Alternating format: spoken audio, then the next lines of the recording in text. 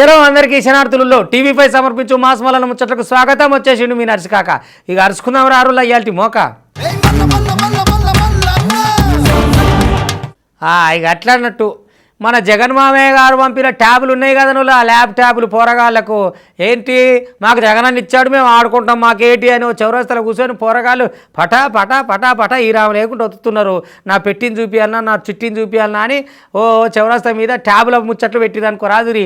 ఇదివరకంటే షాయదా కూడా పెద్ద మనుషులు పేపర్ చదువు కూడా ముచ్చట్లు పెట్టేది కదా. ఇప్పుడు జగనన్న ఇచ్చిన ట్యాబులతో గింత పోరగాళ్ళు గేములు ఆడుకుంటా ముచ్చట్లు పెట్టింది అనుకో రాదురి. గేములలో ముచ్చట్లే ఉంటాయంటే ఎవరి గేమ్ వాడే ఆడుతుంటాడు కదా.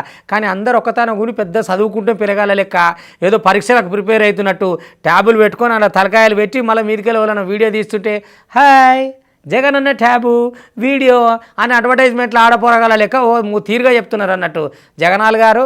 ఇక మీకు ఇటువంటి నిర్వాకాలు ఉంటాయి, మీరు ట్యాబులు మంచితే కదా అన్నట్టు. పోరగాళ్ళు చదువుకోవాలన్నా నువ్వు ఇచ్చిన ట్యాబులతో ఆటలాడుకోవాలా తెలియక తలమునకలు అవుతురు తల్లిదండ్రులు. మీరేమో తమాషగా ట్యాబులు మంచూరి పోరగాలని ఇట్లా చౌరాస్తల మీద ఉసబెట్టుర్రు. గంతే మనకు తెలిసింది కదా, ఒక్కటే కదా.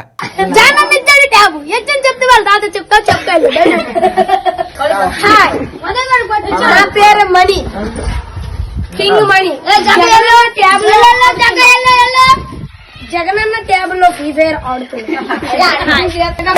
నా పేరు వరుణ్ కుమార్, నేను ఆడుతున్నా 9th క్లాస్ ట్యాబుల. జగనన్న ఇచ్చాడు ట్యాబు ఎచ్చని చెప్తే వాళ్ళ తాత చెప్తాడు. జగనన్న ఇచ్చాడు ట్యాబు ఎచ్చని చెప్తే వాళ్ళ తాత చెప్తాడు. వాయమ్మనే నీ సక్కదనం పాడైపోను సక్కదనాల జగనాలు. ఎప్పుడు కూడా ఎవ్వరు ముంగల చదువుకోలేరు ట్యాబులు లేకుండా. ఇక నువ్వు తీసుకొచ్చినవని మంచి ట్యాబులు, నీ ట్యాబులు చేయంగా పొలగాళ్ళు మొత్తం పాడైపోతున్నారు. చెప్పుకుంటావా? చెప్పకపో జగనానికే. ఇక జగనన్న ఇచ్చిన ట్యాబులు నేను పిరిఫైర్ ఆడుతున్నా అని చెప్పి ఎట్లా చెప్తున్నాడో చూడు. కొంచెమన్నా పేల భయం ఉన్న లెక్కలున్నాయా పొలగాన్లకు?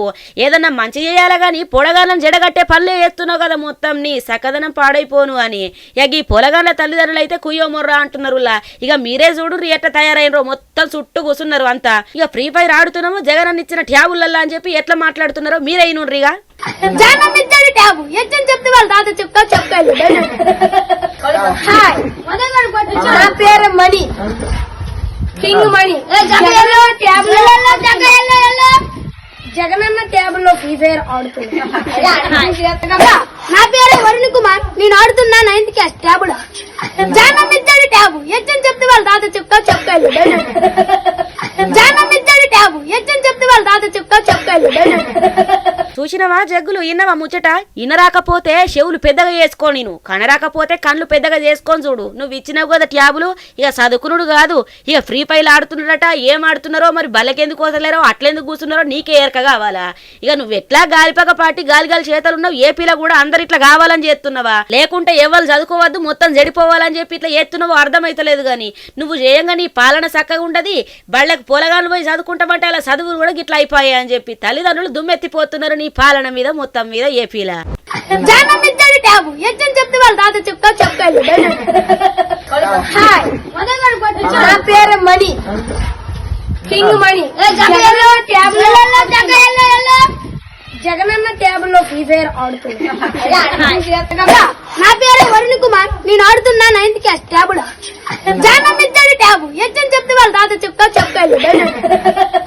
జగనన్న ఇచ్చాడు ట్యాబు ఎచ్చని చెప్తే వాళ్ళ తాత చెప్తాడు. అరే అరే ఏం చెప్పాలా సార్, ఈ పోస్ట్ మ్యాన్ ఏమున్నాడు? అరే రే మొత్తం లక్షల పైసలు తింటున్నాడు, చెప్తే ఇంటలేడు. పేపర్ లేవు సారు అంటే మీ ఇంట్లోనే ఉన్నాయని మమ్మల్ని దబాయిస్తాడు. పైసలు ఇచ్చు లేదు ఏం లేదు, మేము ఏం చేయాలి సారు అని అమ్మలక్కలంతా పోస్ట్ ఆఫీస్లో పైసలు మింగిన పోస్ట్ మ్యాన్ మీద ఇక ఫిర్యాదు ఇస్తేందుకు పోయిరు. ఇచ్చినా కూడా పట్టించుకుంటలేరట. 15 వద్దులు ఆయనట. ఇక ఆయనేమో పైకని తీసుకొని నిమ్మలంగా తిరుగుతున్నాడట. మళ్ళీ పోయి ముసలి ముడుగోలు అమ్మలక్కల అడిగితే ఆదరా ఇస్తున్నాడట, బెదిరిస్తున్నాడట. మీదికెళ్ళి చూసుకోపో ఏడుంది నీ పేపరు తీసుకోపో మీ ఇంట్లోనే ఉంటుంది, ఏమో అట్లా చేస్తున్నావు అని అంటున్నారు. ఇక ఓ పెద్దమ్మ అయితే 2 నెలలు అయితే పైసలు వచ్చి సార్ నాకు నన్ను దబాయించి ఇచ్చేస్తున్నాడు, నేను ఏం చేయాలని చెప్తున్నది. అలా బాధ ఏందో ఒకసారి ఇందవరాని అని సక్కదనం పాడైపోను. గిట్లని తెలకపోయినేములా మొత్తం మా పొట్ట కొట్టినంత పని చేసిండు కదా. నాగార్జున సాగర్లో ఉన్న పైలన్ కాలనీలా పోస్ట్ ఆఫీస్లా ఖాతాదారుల అకౌంట్లల్లా పైసలు మొత్తం మటమాయం చేసిండు పోస్ట్ మ్యాను రామకృష్ణ మీద ఫిర్యాదు చేసి 15 రోజులు అవుతున్నా గాని ఇప్పటిదాకా ఎటువంటి చర్యలు తీసుకోలేరట అధికారులు. గత 15 రోజుల కాంచెల్లి అధికారుల నుంచి సమాధానం రాకపోవడంతోని hill colony head post office దగ్గర బాధితులు ఆందోళన చేసిండ్రులా. నేను కూడా ఇళ్లలో పని చేసుకొని 1,30,000 దాంట్లో పెట్టుకున్నాయా నా కొడుకు కూడా చెప్పకుండా వేసుకుంటా తీసుకుంటా పోనీ ఎప్పుడన్నా అవసరానికి వస్తేలే అని నేను అనుకున్నా. ఇట్లా జరుగుతుందని మాకేం తెలుసు. ఎగైన ఖాతాలున్న మొత్తం పైసలు మా ఖాతాలకు చెల్లించాలని డిమాండ్ చేసిరు గమాండిగా. ఇక Nalgonda post office general manager తోని ఫోన్లో మాట్లాడి బాధితులందరినీ నల్గొండ హెడ్ పోస్ట్ ఆఫీస్ కి వచ్చి ఫిర్యాదు చేయమని చెప్పింది సిబ్బంది. విచారణ చేసి తగు చర్యలు తీసుకుంటామని బాధితులకు హామీ ఇచ్చిండ్రు ఉన్నతాధికారులు. ఇక చూడండి మీరే గల బాధలు. అయ్యో ఇక్కడే వదిలేసినానయ్యా, 10,000 తీసుకొని ఇక్కడే వదిలేసానయ్యా, ఇంకా 2 నెలలు కట్టాలా, 2 నెలలు కడితే నాకు లచ్చ వస్తాయి అని అంతే. లేదమ్మా నీకాడే ఉన్నాయి, మీ ఇంట్లో చూసుకున్నాడు. ఇంకేం చేసేది, ఇంక నోరేళ్ళు పెట్టుకుపోను అంతే. అది చూసిరు కదా ఎట్లున్నదో కథ. ఇక దేనికోసమో దానికోసమో ఉన్నాయి కదా అని చూస్తే అగరకపాయ ఇగరకపాయ అంటే ఉన్న పైసలని మటమాయం చేసిండట. చక్కదనం పాడైపోను, మా పైసలు మాకు రాకపోతే ఏం చేయాలనో గది ఏస్తామని మొత్తానికైతే గిట్లా కూర్చున్నారు గిల్లంతా. 15 రోజుల కాంచెల్లి చెప్తున్నా కూడా పట్టించుకుంటలేరు. మేము ఎట్లా కనబడుతున్నామని ఇక గల ఆవేదన వ్యక్తం చేసుకున్నారు. వీళ్ళందరూ బాధలతో కొంతమంది అడ్డం పడిపోతుండ్రు. ఒక అతను చనిపోయిండు, హార్ట్ అటాక్ వచ్చి 5 lakhs ఇచ్చి ఉన్న అతను ఫిక్స్డ్ డిపాజిట్. మరి వీళ్ళేమో ఏది పట్టించుకోకుండా మాకు సంబంధం లేని పైన ఎంక్వైరీ జరుగుతుంది, అది జరుగుతుంది అంటారు. తొందరగా ఏదో తేల్చుకొని వచ్చి జనాలకి పరిష్కారం చేస్తే బాగుంటుందని మేము ఆలోచిస్తున్నాం. ఇంకా అందరం ఏదో ఒక నిర్ణయం తీసుకుందామని. ఇక మొత్తానికైతే ఉన్నతాధికారులు చెప్పారు గిడికొచ్చి ఫిర్యాదు చేసుకోండి, విచారణ చేసి ఏం చర్యలు తీసుకోవాలో అవి తీసుకుంటామని చెప్పుకొచ్చారు బాధితులకు మొత్తం మీద. ఇక సంక్రాంతి పండుగ 10 రోజులు అవుతున్నది కానీ ఏపీలో ఎట్లుంటుంది ఎరికే కదా సంక్రాంతి అంటే. ఇక పందెం రాయులు మీసాలు తిప్పి ఇక అమ్మ ఇప్పుడు ఒక ఏపీ కాదు తెలంగాణకి వెళ్ళి కూడా లైన్ కడుతున్నారు పందాలకు. ఇక ఇప్పటికే పందెం కోళ్ళు అన్నింటినీ తయారు చేస్తున్నారు అన్నట్టు. వాటికి ఏర్పాట్లకు గ్రౌండ్లకు అంతా ఉంటుంది కదా కథ. ఇక ఆంధ్ర అంటేనే పందెం కోళ్ళకు మంచి పేరాయ ఏపీ అంటే. ఇక ఎక్కలేని సంబరాలు జరుపుతారు అనుకో రాత్రి. ఇక ఇప్పటికెళ్ళే కుక్కరకో పందానికి సై అనుకుంటా కోళ్ళను కూడా దింపుతూనే ఉన్నారు. ఇంకో దిక్కు పందెం రాయులు కూడా మరి ఇక మూట ముళ్ళే చదువుకుంటారు. ఏపీకి తవ్వ పట్టాలి కదా, మరి ఏడేడ సెంటర్ పెడితే బాగుంటుంది, ఎంత దుబ్బుకొస్తే బాగుంటుంది, ఏం సంగతి అనే దాని మీద ములాఖాతు మీ కమతులు మంచిగానే చేస్తున్నారట. ఒక్కపారి చూడు పందెం కోళ్ళు అంతా తయారుగా ఉన్నారు. ఇక పండుగ అంటేనే గది కదా ముచ్చట. సంక్రాంతి పండుగ వచ్చిందంటే ఏపీలో ఎట్లుంటుందో ఎరకనే కదా. సంక్రాంతి అంటేనే కోడి పందాలు మస్తుగా గుర్తుకొస్తాయి. కోనసీమల కోడి పందాలకు రంగం సిద్ధం చేస్తున్నారు పందెం రాయులు. సంక్రాంతి పండగ పేరుతోని కోనసీమల జరిగే కోడి పందాలకు ఇక ముమ్మర ఏర్పాట్లు అయితేనే ఉన్నాయులా. ముమ్మిడివర నియోజకవర్గంలో కాట్రేనికోన మండలంలో ఉన్న గద్దెనపల్లి ఊరితో పాటు అమలాపురము, పి గన్నవరము, రాజోలు నియోజకవర్గాలల్లా సిద్ధమైతున్నాయి కోడి పందాల బరులు. 3 విభాగాలుగా పెద్ద మధ్య చిన్న పందాలు నిర్వహించేందుకు సన్నాహాలు చేస్తున్నారు మొత్తం మీద. ఇక 4 ఎకరాల భూమిలో కోడి పందాలు, గుండాటలు నిర్వహణకు ఏర్పాట్లు మస్తుగా అవుతున్నాయుల్లా. ఇంత ఏర్పాట్లు జరుగుతున్నా కూడా అధికారులు మౌనంతోనే ఏటా జరిగేటట్లే పందాలకు అడ్డుండదని ప్రచారము. ఇక ఎన్నికల సంవత్సరం అవ్వడుతోని అడ్డుండదని అభిప్రాయంలో పందెం రాయులు ఉన్నారు. మరి మొత్తం మీద ఏమైతుందో చూడాలా. ఇక ఏర్పాట్లు చూద్దాం పార్టీ ఎట్లయితున్నాయో. అది చూసిరు కదా ఏర్పాట్లు అయితే జోరుగానే అవుతున్నాయుల్లా. ఇక ఏపీలో కోడి పందాలకు పెట్టింది పేరు. సంక్రాంతి వచ్చిందంటే చాలు ఇక కోడి పందాలు మస్తు జోరుగా అవుతాయి అన్నట్టు. ఇక అధికారులు ఆంచలు పెడతారు కదా అది అద్దని చెప్పేసి. మరి ఎన్నికలు దగ్గర పడుతున్నాయి తోటి మరి ఎన్నికలు కూడా దగ్గర ఉండుతోని గసొంటి ఏం ఉండదని చెప్పి ఇక పందెం రాయిలు అయితే అభిప్రాయపడుతున్నారు. ఇక చూడాలా అప్పటిదాకా ఎట్లయితుంది అనేది. ఇక కాంగ్రెస్ సర్కారు దిక్కు ఇటు బెల్ట్ షాపులు మొత్తం పురాగా మూసేయాలి, లేకపోతే మంచి మర్యాద ఉండదు, బెల్ట్ షాపులు నడిచేదానికి వీలే లేదని గట్టిగానే చెప్తుంది. కానీ ఈ నడిగడ్డరోకు మరి కళ్ళు దుకాణాలు సురువు అవుతున్నాయట కదా. మరి దాని మీద కూడా నజరయ్యూరు సారు కల్తీ కళ్ళు దుకాణాలు మళ్ళీ అప్పుడే తెరిచిరట. తెరిచిగా నువ్వు కాకపోతే నేను కాకపోతే నువ్వు అన్న టెండర్లా మరి ఎట్ట మాట్లాడుకుందాం ఏందనే కాడ కూడా పంచాయతీలు పెట్టుకురట.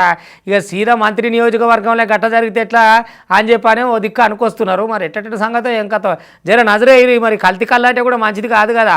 బెల్ట్ దుకాణాలు పోతే బాగానే ఉంటుంది కానీ కల్తీ దుకాణాలు వచ్చినాయి అనుకో ఇంకా పెద్ద కథ ఉంటుంది. మరి కాంగ్రెస్ పార్టీలో జర అంత నజరయ్యాలి. ముఖ్యమంత్రి సారు చూసుకోరు జర నడిగడ్డకాయ. గద్వాల నియోజకవర్గంలో కళ్ళు రాజ్యమేలుతున్నది కల్తీ కళ్ళు పంచాయతీ రాజకీయ రగడకు దారి తీస్తున్నదిలా.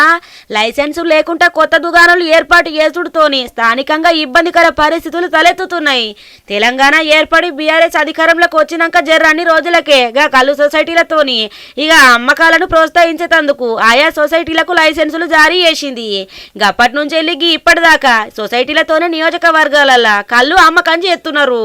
ఇక గీ ముచ్చట్లనే రాష్ట్రంలో కొత్త సర్కారు ఏర్పరుడు జోగులాంబ గద్వాల జిల్లాలలో మాత్రం బీఆర్ఎస్ పార్టీ నుంచి 2 స్థానాలను నిలుపుకున్నది.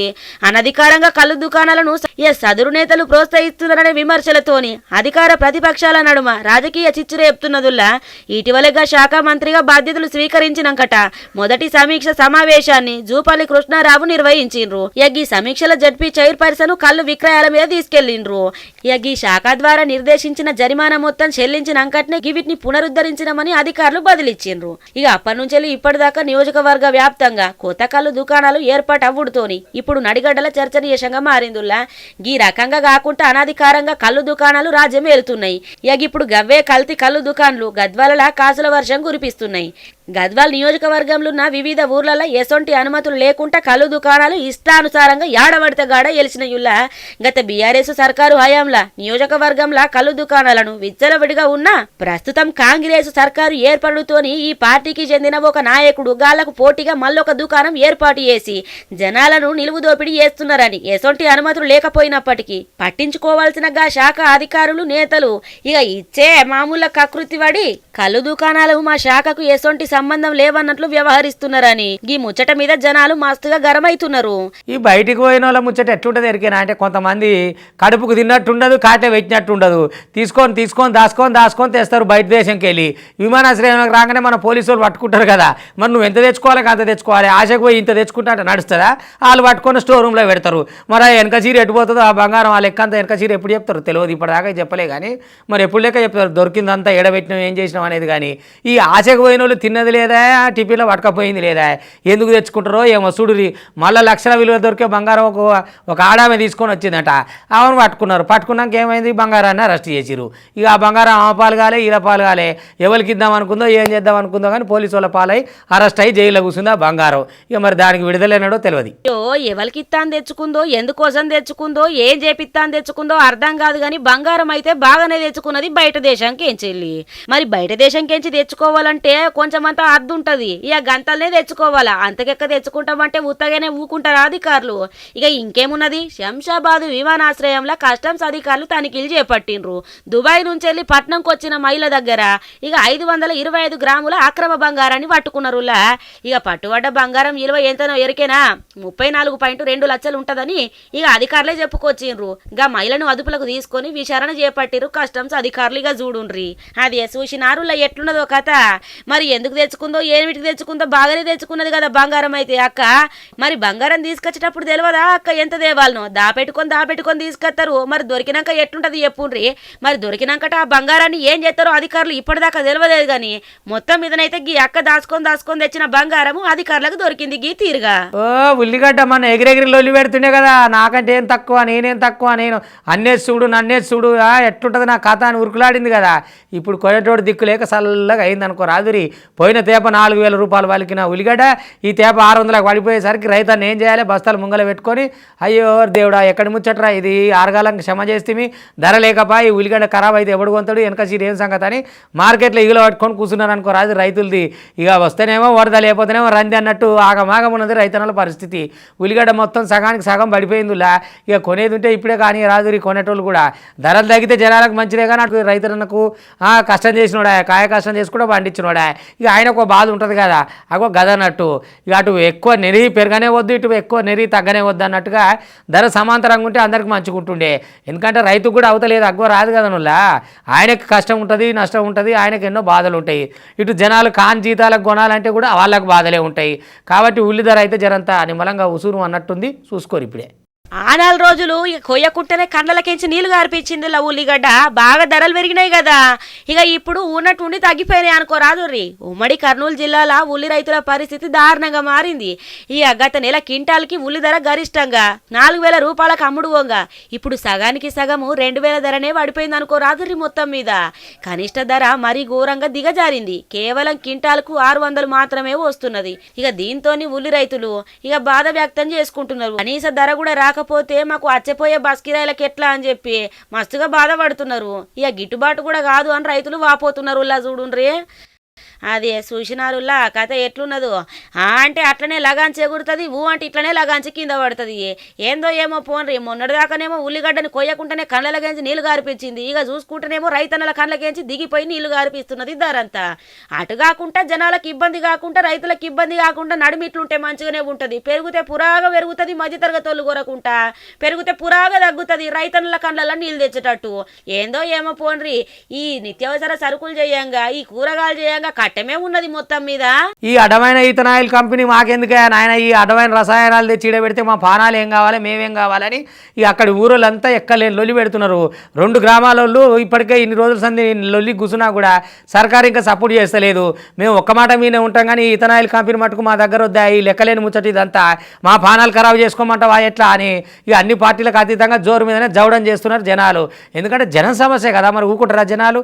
అగో గదే జరుగుతున్నది మరి ఇంతకు ఏడైతుంది ఇథనాయిల్ కంపెనీ ఇది ఏం ముచ్చట అని అంటారా చూపిస్తారా అది ఆగో నిర్మల్ జిల్లా దిలవర్పూరు గుండంపల్లి గ్రామాల నడుమ ఇథనాల్ ఫ్యాక్టరీ ఏర్పాటును రైతులు గా ఊరోలు తీవ్రంగా వ్యతిరేకిస్తున్నారు ప్రజారోగ్యంతో పాటు పర్యావరణానికి ముప్పు వంచి ఉన్నది దీంతో ఎమ్మటనే ఈ పనులన్నీ ఆపేయాలా లేకపోతే మేమేం చేస్తామో మాకే తెలియదు పరిశ్రమ ఏర్పాటుకు అనుమతి ఇయ్యద్దని చెప్పి సర్కారును డిమాండ్ చేస్తున్నారు ఇక ఈ మేరకు ఇప్పటికే ఆందోళన బాట పట్టిన రైతులు ఇక సమీప గ్రామ జనాలు సర్కారు స్పందించకుంటే పెద్ద ఎత్తున ఉద్యమిస్తామని హెచ్చరిస్తున్నారు దిల్వార్పూర్ నుంచి గుండంపల్లి గ్రామానికి పోయే దారిలా ఇథనాల్ పరిశ్రమ ఏర్పాటుకు ఓ సంస్థ రైతుల నుంచి 40 ఎకరాల భూమి కొన్నది ఇక వరి మొక్కజొన్న పంటల నుంచి ఇథనాల్ని ఉత్పత్తి చేస్తామని యాజమాన్యం చెబుతున్నది గుండంపల్లి చుట్టుపక్కల గీ 2 పంటల ఉత్పత్తి గణనీయంగా ఉండుతోని పరిశ్రమ ఏర్పాటుకు ఈ ప్రాంతాన్ని ఎంపిక చేసుకున్నట్టు తెలుస్తున్నది ముచ్చట ఇక చూడండి మీరే గాలు ఎట్లా చేస్తున్నారో మొత్తం మీద అదే సూచినారులా బాగా గరమైతున్నారు ఈ పరిశ్రమ మీద ఇక దీన్ని ఎమ్మటినే రద్దు చేయకపోతే మేము ఎట్లా చేస్తామో నిరాహార దీక్షలు చేస్తాం ఈయన్నే కూర్చుంటామని చెప్పి కట్టదిట్టంగానే కూర్చున్నారు మరి మొత్తం మీద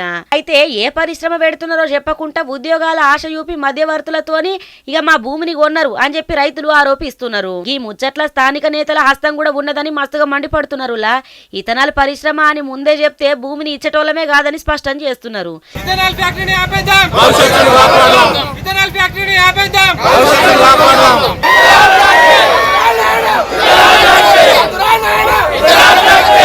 ఇథనాల్ ఉత్పత్తితోటి బయటపడే రసాయన వాయువులు కాలుష్యంతోని ఆరోగ్య సమస్యలు వస్తాయి ప్రాణాలు ఆగమైపోతాయని భయపడుతున్నారు పరిశ్రమ చుట్టుపక్కల ప్రాంతాలల్లో భూసారం కూడా మస్తుగా దెబ్బతింటదని కలవరపడుతున్నారు ఇక ఇప్పటికే ఇథనాల్ ఫ్యాక్టరీ నడుస్తున్న ప్రాంతాల నుంచి తీసుకున్న సమాచారం ఆధారంగా జరగబోయే నష్టాలను తెలుసుకున్నామని వాపోతున్నారు మొత్తం మీద బంద్ పెట్టకపోతే దేనికైనా సిద్ధమని అంటున్నారు మొత్తం మీద ఇక గివ్వుల్లా ఇవాళ టీవీ5 సమర్పించు మాస్ మల్లన్న ముచ్చట్లు చూస్తూనే ఉండరు మళ్ళీ రేపు ఇది వరదాకా మీ టీవీ5 ఇగుంటా